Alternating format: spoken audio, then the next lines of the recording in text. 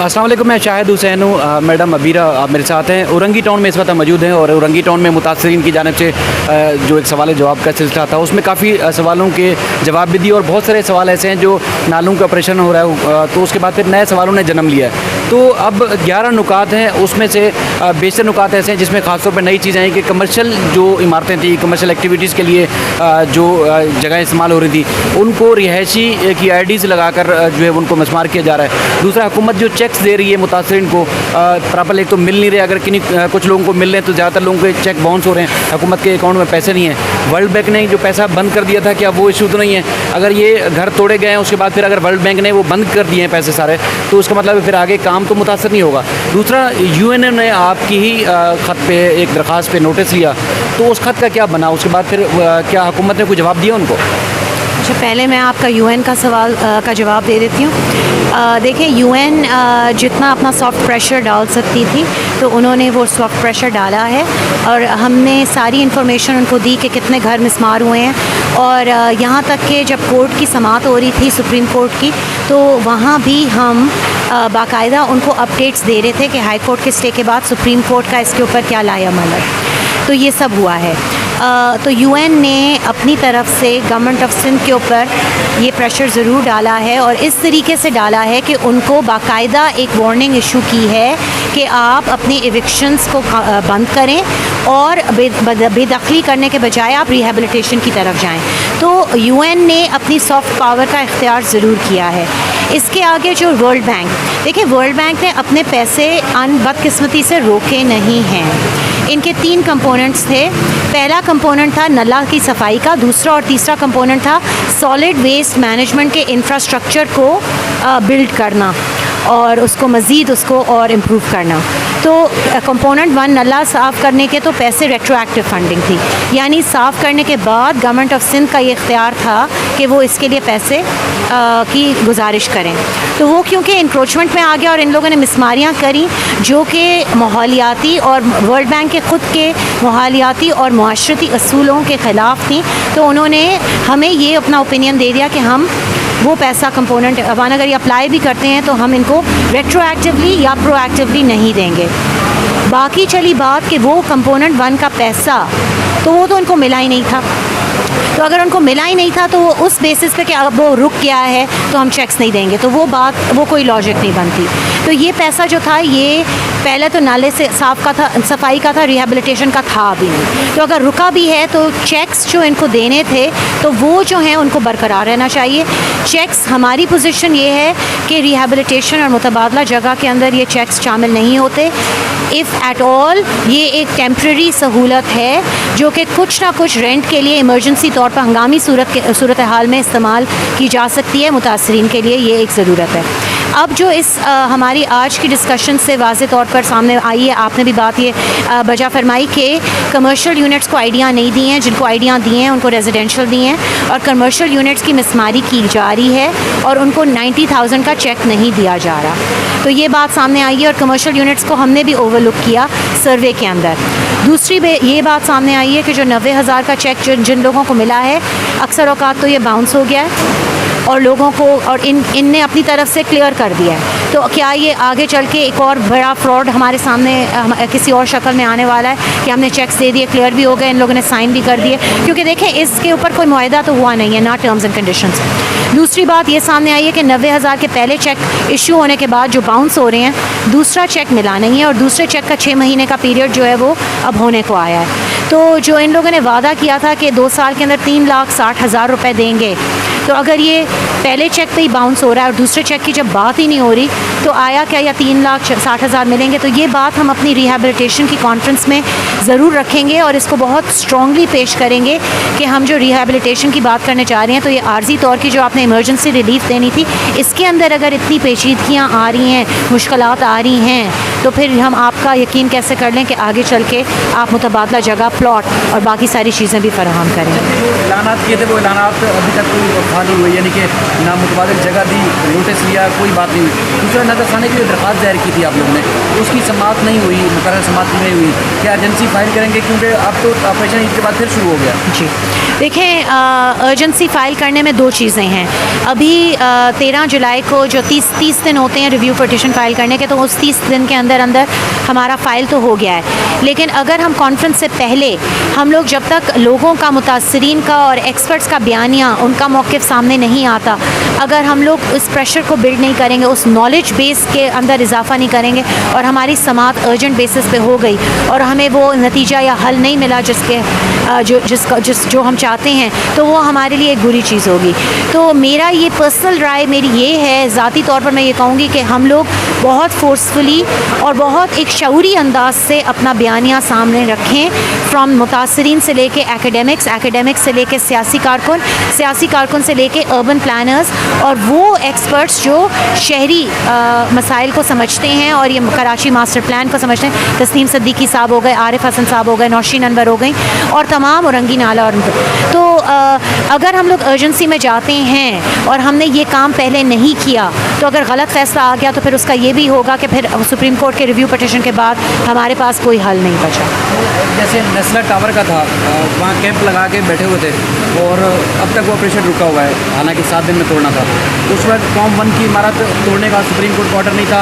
TMC ने खुद जाकर ऑपरेशन करने की कोशिश की, एहतजाज हुआ, आबाद और बिल्डर्स की बड़ी बड़ी तंजीमें सामने आ गई, वो ऑपरेशन रुक गया। तो जितनी एक्टिविटी एक तकरीबन 6-7 महीने से आप लोग कर रहे हैं, तो वो एक्टिविटी अपनी जगह पे तो जद्दोजहद तो अपनी जगह पे बरकरार है, लेकिन मुतासरीन की जानिब से रोना धोना तो है, लेकिन वो आउटपुट सामने नहीं आ रहा। आउटपुट क्यों नहीं सामने आ रहा? देखें, अगर ये फ़ाइट नहीं होती ना, जो हमने फरवरी में शुरू की है, थानों के चक्कर, एहतजाज के सिलसिले, कानूनी कार्रवाई, अगर ये नहीं होती तो ये जो है ना, ये इसको बिल्कुल ही इनविजिबलाइज कर दिया जाता, इसको इस तरीके से किया जाता कि ये तो हुआ ही नहीं। और कराची के अंदर कुछ ऐसी मसले हैं और ऐसी मिसालें भी हैं जहाँ इस तरीके से लोगों के घर बिस्मार किए हैं, उनको बेदखल किया, उनकी शनाख्त तक मिटा दी गई है। तो अगर फरवरी से लेकर अभी तक हम सियासी, कानूनी और एहतजाजी स्ट्रगल नहीं करते तो हम लोग इस पॉइंट पे नहीं पहुंच पाते। और दूसरी कामयाबी की बात तो ये है कि हमने 2 स्टेज हासिल किए, तो उससे एतमाद बढ़ा और हमारी ये मूवमेंट जो है वो बरकरार रही। और तीसरी कामयाबी जो है वो UN और वर्ल्ड बैनुल-अक़वामी इदारे जब अपनी soft power, moral pressure use करने के लिए तैयार हैं और वो ख़ुद समझ रहे हैं कि हम लोग अपना पैसा नहीं देना चाह रहे, लेकिन हैं तो वो बैंक। देखिए, UN का तो मैं ये कहूँगी कि उन लोगों ने जो किया वो बहुत बड़ी बात है, क्योंकि बहरिया का हमने पटिशन 2019 के अंदर दाखिल किया था, उसके अंदर जो हाउसिंग रैपटर था उसने हमारा ये पटिशन देखा तक नहीं। लेकिन इस गुज्जर और औरंगी नाले का जो हमने सिलसिला शुरू किया, तो उसके बेसिस पे अब वो बहरिया की बेदखली के ऊपर भी इंटरेस्ट ले रहे हैं। तो कामयाबियाँ तो बहुत हुई हैं, लेकिन ऑब्वियसली जो सक्सेस हम चाहते हैं कि प्लॉट मिलें और लोगों को घर के बदले घर मिले और उनके सारे नुकसानात का हिसाब लिया जाए, जवाब दिया जाए, तो वो हल जो है वो एक लंबी जद्दोजहद है। थैंक यू, आपका टाइम दिया। ये खुर्रम साहब से मज़ीद हम बात करेंगे, क्योंकि और भी बहुत सारे सवालात ने जन्म लिया है और ख़ास तौर पर वो सवालात जो अब आगे होने जा रहे हैं, क्योंकि अब बहुत बड़ी कॉन्फ्रेंस हो रही है, मुख्तलिफ माहिरीन को तलब किया जा रहा है और उसके बाद फिर उनसे राय भी ली जाएगी और उसके बाद फिर इन मुतासरीन की बहाली के लिए क्या क्या इक़दाम होने हैं, वो हम खुर्रम साहब से जानने की कोशिश करेंगे और मज़ीद कुछ मुतासरीन से भी बात करेंगे। हमारे साथ रहिए। अच्छा खुर्रम साहब, यहाँ एक अच्छा प्रोग्राम हुआ, जो मुतासरीन के नुमाइंदगान हैं उनसे आप लोगों ने उनके सवालों के जवाब भी दिए। जब से सुप्रीम कोर्ट ने ऑर्डर दिया, जो बड़े बड़े प्रोजेक्ट्स हैं वहाँ पर लोगों ने कैंप लगा लिए, उसके बाद फिर अदालत का ऑर्डर अपनी जगह पर मौजूद है, लेकिन उसके बावजूद वहाँ पर मसमारी नहीं हुई, तोड़ फोड़ नहीं हुई। लेकिन हम देख रहे हैं गुज़श्ता कुछ दिनों से मज़ीद तोड़ फोड़ हो रही है और नाज़माबाद का इलाका है, औरंगी टाउन के इलाके हैं या गुजर नाले के ऊपर पूरा आप देख लें, अब तक कोई वाज़ेह प्लान सामने नहीं आ सका, जिसकी वजह से मुतासरीन और ज़्यादा खौफ में मुतला हैं, बल्कि जिनके घरों पर निशान भी नहीं लगाया वो भी अब खौफ में कि उनका घर भी कभी भी टूट जाएगा। तो उसके लिए आपके पास क्या जवाब आते हैं? दूसरा, ये सुप्रीम कोर्ट में नज़रसानी की दरख्वास्त दायर की गई थी, उसकी अब तक समाअत नहीं हो सकी है, उस पर क्या कहेंगे? तीसरा, आपने कुछ देर पहले कहा कि आप एक बहुत बड़ा सेमिनार कर रहे हैं, उसका क्या मकसद होगा? देखें, ये जो सारा का सारा मामला इस वक्त चल रहा है, हम शुरू से यही बात कर रहे हैं कि इस शहर में, इस मुल्क में हो ये रहा है कि अमीर के लिए अलग कानून है और गरीब के लिए अलग कानून है। उसी कानून के तहत जो है अगर किसी अमीर की बिल्डिंग की बात की जाती है या बिल्डर्स की बिल्डिंग की बात की जाती है तो वो बच जाती है, लेकिन जो है वो गरीबों की जो इमारत हैं, गरीबों के कच्चे मकानात हैं, उनको जो है वो तोड़ दिया जाता है। और यही सब कुछ जो है जिसकी आप निशानदेही की है कराची शहर में, वो दिख रहा है आपको कि इस तरह से हो रहा है। अब जो सवाल है, और ये बड़ा अहम सवाल है जो कि रियासत के ऊपर भी आता है क्वेश्चन मार्क, जो गवर्नमेंट के ऊपर भी क्वेश्चन मार्क आता है और जो सुप्रीम कोर्ट पे भी क्वेश्चन मार्क आता है कि आखिर ऐसा क्यों है कि जो है वो नाले जो कि गुज़र रहे थे DHA फ़ेज़ 8 से फ़ेज़ 7 से, तो DHA फ़ेज़ 8, 7 को तो नहीं तोड़ा जाता, लेकिन जो है वो गुजर नाले को, औरंगी नाले को जो है वो तोड़ दिया जाता है, नाज़माबाद को तोड़ दिया जाता है। तो ये एक बहुत बड़ा सवाल है कि जो कि सामने आ रहा है और जो सिर्फ हम नहीं पूछ रहे, लीगल फ्रेटर्निटी पूछ रही है। ये इस पर पूरे आर्टिकल्स जो हैं वो डॉन में, दी न्यूज़ में, बाकी अखबारात में जो है वो शाया हुए हैं, जिसमें जो है वो लॉयर्स ने ये आर्टिकल लिखे हैं। उन्होंने कहा है कि ये फ़ैसला जो है वो हमारी समझ से बाहर है, कि जो किसी भी तरह की जो लीगल ग्राउंडिंग है उसको पूरा करता हुआ दिखाई नहीं दे रहा। हमारा अभी भी जो है वो जो रिव्यू पिटिशन है उसमें सवाल यही है कि भाई आप कैसे लीज़ जो मकानात हैं उनको ये कह सकते हैं कि लीज़ें गलत हैं, जबकि वो उन्हीं इदारों की लीज़ करदा हैं जिनकी हवाले से जो है वो पूरे कराची में लीज़ें जारी हुई हैं। तो या तो पूरे कराची की लीज़ें जाली हैं या फिर इनकी भी लीज़ें जाली नहीं है। दूसरा, ये कैसे डिटरमिन होगा कि कल को कोई और गवर्नमेंट उठती है या कोई और इदारा उठता है, वो कहता है कि नहीं जनाब पूरा गुलशन तोड़ देना चाहिए और यहाँ पर कुछ और बना लेना चाहिए, और जो है वो इनको आप 80 गज़ का प्लॉट उठा के हाईवे पे कहीं दे दें, जो जिनकी जो है वो करोड़ों की मालियत की प्रॉपर्टी वहाँ पर मौजूद हो। तो ये जो तरीक़ाकार है इसको रोकना बहुत ज़रूरी है। ये सिर्फ गुजर नाले और औरंगी नाले का मसला नहीं है, ये पूरे कराची का मसला है कि ये तो नहीं मुमकिन ना कि बिल्डर्स जो हैं वो नालों के ऊपर भी बना लें अपार्टमेंट्स, तो वो जो है वो जायज़ हो जाते हैं, और जो है गरीब जो है वो नाले के पास भी रह ले और लीज़ हो तो भी वो जो है वो नाजायज़ हो जाता। इसीलिए हमने 7 तारीख की एक पूरी कॉन्फ्रेंस रखी है जिसमें जो है वो लीगल एक्सपर्ट्स भी आएंगे, जिसमें जो लैंड के एक्सपर्ट्स हैं उनको भी हम दावत दे रहे हैं, जिसके अंदर जो है वो मुतासरीन, मुख्तलिफ़ किस्म के मुतासरीन जो हैं वो भी उसमें शिरकत करेंगे, जिसमें हम पॉलिटिशियंस को भी दावत दे रहे हैं, जिसमें हम मीडिया वालों को भी दावत दे रहे हैं कि भाई आएँ। और ये जो इतना बड़ा, जिसे कहते हैं आप, एक वबाल मच चुका है इस शहर के अंदर, इतना बड़ा मसला क्रिएट हो चुका है, इसके ऊपर जो है वो कोई ग्राउंड बन सके, कोई बात हो सके कि क्या उसूल, कोई ज़ाब्ता, कोई वजह तो हो।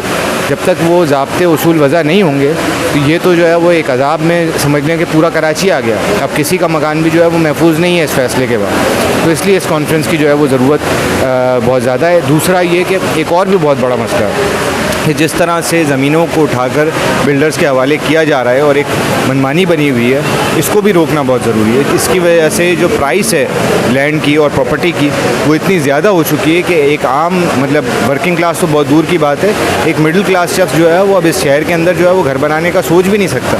ये सारी आर्टिफिशियल प्राइसेस हैं और ये देखना पड़ेगा कि एक तरफ लोगों को उनके घरों से बेघर किया जा रहा है, दूसरी तरफ एक लंबी कतार है इमारतों की कि जिसमें कोई नहीं बस रहा है, जिसमें सिर्फ एक फ़ाइल जो है वो दूसरे हाथ में, फिर तीसरे हाथ में जाती है और वो सिर्फ एक इन्वेस्टमेंट का जो है वो कारोबार बन चुका है। तो इसलिए इस कॉन्फ्रेंस की तरफ जो है वो हम बढ़ रहे हैं, ताकि ठीक है कोर्ट में जो है वो इस पर कोई वाज़े तौर पे बात नहीं हो सकी, लेकिन कम से कम कोर्ट से बाहर तो इसके ऊपर कोई वाज़े बात हो। और ये बड़ा अहम मामला है कि हाई कोर्ट ने इनसे कहा था कि आप कोई प्लान लेकर आए, कोई तरीक़ाकार लेकर आए, कुछ बताएं, कोई शफाफ अंदाज में हमारे सामने चीज़ें आएँ जिसकी बेसिस पे जो है वो काम हो सके। वो हाई कोर्ट में इन्होंने अब तक पेश नहीं किया और सुप्रीम कोर्ट ने जिस जल्दबाजी में सारा का सारा मामला किया उसमें भी ये बात नहीं आई। तो हमने रिव्यू पिटिशन में ये भी बात की है कि भाई ये प्लान हमें चाहिए और ये पब्लिक होना चाहिए, ताकि हमें पता हो कि ये किस बुनियाद पर ये 30 फीट का रोड जो है वो बनाया जा रहा है, जो ना कराची के किसी भी मास्टर प्लान में अभी तक शामिल नहीं है, जिसका कोई जवाज़ नहीं है, जिसकी कोई ज़रूरत नहीं है। ठीक है कुरैशी साहब, आपका बहुत शुक्रिया। क्योंकि अब तो जो जिस तरह बड़े जो नाले हैं 3, उनके ऊपर जिस तरह निशानात लगाए गए, कुछ पे काम हो चुका है, कुछ पे मज़ीद होना है। अब चूँकि छोटे नालों के ऊपर भी कहा जा रहा है कि उनको वहाँ पर भी तोड़ फोड़ होगी, तोड़ फोड़ होने के साथ साथ नालों की सफाई भी होगी, तो उसका प्लान भी अब तक सामने नहीं आ सका है, जिसकी वजह से जो कराची के रिहायशी हैं उनमें काफ़ी खौफ पाया जाता है, परेशानी पाई जाती है। हुकूमत की जानिब से अब तक कोई वाज़ेह चीज़ सामने नहीं आ सकी है। मज़ीद भी इस सिलसिले में कुछ यहाँ के जो मुतासिर हैं उनसे बात करते हैं, हमारे साथ रहिए। तो यहाँ औरंगी टाउन में जो प्रोग्राम मुनक़िद हुआ है, यहाँ पर जो लीगल टीम मौजूद थी, जिन्होंने यहाँ के मुतासरीन, बल्कि यहाँ पे जो नुमाइंदगान हैं जो नाला मुतासरीन के, उनके सवालों के जवाब भी दिए। सवाल बहुत अहम थे, उन सवालों के जवाब देने की कोशिश की गई और उसके तदारुक किस तरह हो सकता है वो जो है वो काफ़ी चीज़ों को पॉइंट आउट किया गया। अरसान साहब मेरे साथ मौजूद है। बहुत शुक्रिया सबसे पहली बात कि आप आए यहाँ पर और आपने हमारे इस इश्यू को भी फाइंड आउट किया और इसे फोकस किया। दरअसल मसला ये था कि हमें जो टीम हमारी लीगल टीम जो हमें सपोर्ट कर रही है औरंगी नाले के ऊपर, तो हमारे कुछ सवालात थे जो कि पॉइंट आउट होने थे और हमारे मुतासरीन की तरफ से सवालात थे जो कि इन्होंने फोकस आउट करना था। तो ये नशिश इसीलिए रखी गई थी कि हम यहाँ पर बैठ जाएँ। ईद मिलन तो हम कह नहीं सकते क्योंकि हमारी ईद तो वैसे ही गुजरी है। तो मकसद कहने का सिर्फ इतना था, जो ऐसे लीगल पॉइंट्स है जो कि पॉइंट आउट होने थे, क्योंकि जो इलाके मुतासरीन के जो इलाकों में कुछ चीज़ें ऐसी हुई जो कि लीगल तौर पे बिल्कुल गलत है। तो इस हवाले से सारे पॉइंट्स हमने रेस कराएँ। जो लीगल टीम यहाँ पर पहुँची भी थी उनको सारे हमने पॉइंट्स रेस कराकर, और हमने कोशिश ये की कि हमारी जो सुप्रीम कोर्ट के अंदर रिव्यू हमें दाखिल हुई फैसल सिद्दीकी ने की है, तो इसके अंदर हमारे ये पॉइंट्स काम आएँ और हमारा केस मजबूत से मजबूत तर होता जाए। ठीक है, ठीक। तो उसमें बेशक जो मुतासरीन हैं उनके जो चेक्स दिए जा रहे हैं वो चेक्स बाउंस हो रहे हैं, ये नहीं कि हुकूमत के अकाउंट में पैसे नहीं है और कहा जा रहा है कि हम मुतासरीन को किराए की मद में ये पैसे दिए जा रहे हैं। लेकिन दरअसल हुआ ये है कि यहाँ लोगों ने टर्मिनल से स्टेज लिया और हाई कोर्ट के से स्टर्निंग ऑर्डर के थ्रू केसेस जो हमारे पेंडिंग में गए थे या जो स्टर्निंग ऑर्डर हमें मिला था, तो इस हवाले से लोगों के चेक्स जो हैं मुख्तलिफ जो चेक्स थे उन्होंने लिए नहीं क्योंकि टर्मिनल में केस था इनका। अब जब ये चेक लेने जाते हैं तो इनसे एफिडेविट लिया जाता है कि आपने हाई कोर्ट के अंदर आपने केस किया हुआ था, इस हवाले से एफिडेविट में पूरी चीज़ें लिखवाई जाती हैं और लिखवाने के बाद जब वो चीज़ें इनका चेक बाउंस होता है मुख्तलिफ वजूहात की बिना पर। अब ये अल्लाह बेहतर जानता है कि इन्होंने जानबूझ के कराया, क्या मामला हैं।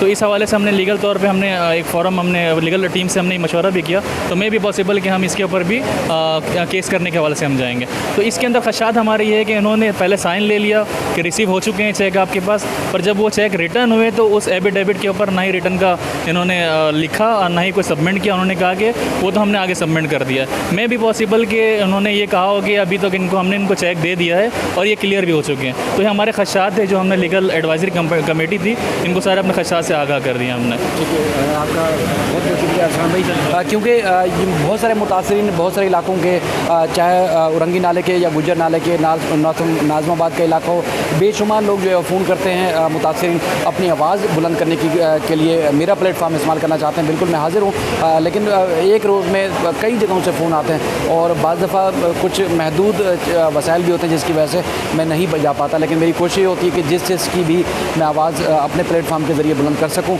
जो कि अदालतों में मौजूद है, जो इनका आइनी और कानूनी अख्तियार भी है। हुकूमत ने जो दावे किए थे वो दावे पूरे नहीं हो रहे। जिस तरह ये नया स्कैंडल सामने आ रहा है कि पहले चेक लिए गए, साइन लिए गए और उसके बाद फिर चेक बाउंस हो रहे हैं, उसके बाद एफिडेविट लिए जा रहे हैं, यानी कि मुतासरीन के साथ भी हुकूमत की जानिब से या नीचे जो ब्यूरोक्रेसी है उनकी जानिब से फ्रॉड किया जा रहा है। अब ये जब ये चेक बाउंस हो रहे हैं तो इसका मतलब है अदालतों में कहा जाएगा कि इन मुतासरीन को हमने 2 साल का जो 20-20 हज़ार या 30-30 हज़ार रुपये की मद में किराया दे दिया, हालांकि वो लोगों को नहीं मिल रहा। तो लोगों के बेशुमार इस तरह के मसाइल हैं। कोशिश करेंगे जितना मैं हाईलाइट कर सका इन तमाम मामलों को हाईलाइट करता रहूँगा। अपना ख्याल रखिएगा। अल्लाह ताला हम सबका हामी नासिर हो। अल्लाह।